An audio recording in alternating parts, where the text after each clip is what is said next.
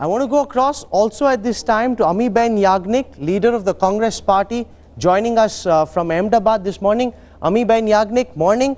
Tell us, are you reconciled to Narendra Modi, your opponent, your main opponent in Gujarat, running away from Gandhinagar, coming all the way to Delhi, despite all your attempts, you've been unable to stop it from happening?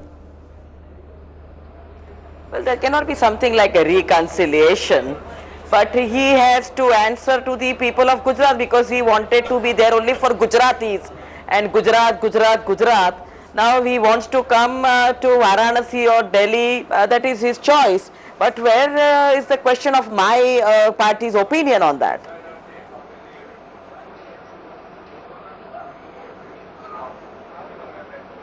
Has run one of the best conducted campaigns India has ever seen in its electoral history. No one has run as well organized a prime ministerial campaign as Modi has.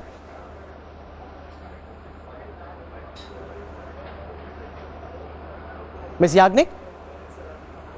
Yes, can you please repeat? I'm saying, are you prepared to accept that Narendra Modi has run possibly the best prime ministerial campaign that India has ever seen?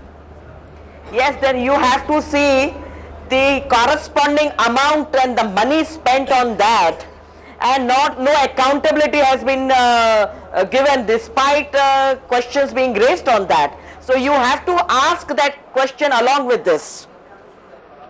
You're saying you have to ask that question, but does that bring out the inadequacy of the Congress's own campaign?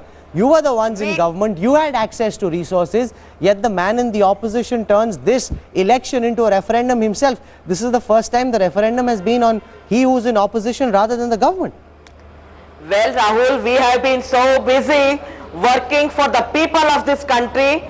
There is no question of spending so much money and time planning for your own power grabbing, and so you can see what has happened. Nalini?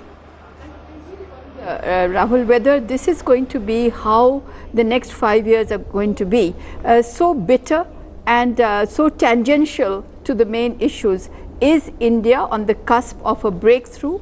Are we going to be back, achieving what we are capable of? The audacity of Narendra Modi to say he will do things that others have not done. For instance, making inroads into the south.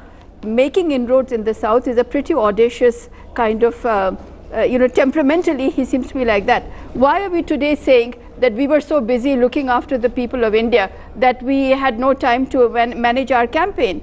That's part of the kind of, the mythology, the bitter mythology that we are going to be faced with in Parliament. I worry about that. Because I think we have a tremendous potential just now to change. Whoever is actually going to be occupying North Block and South Block in Delhi, India does not want to go about the way it did.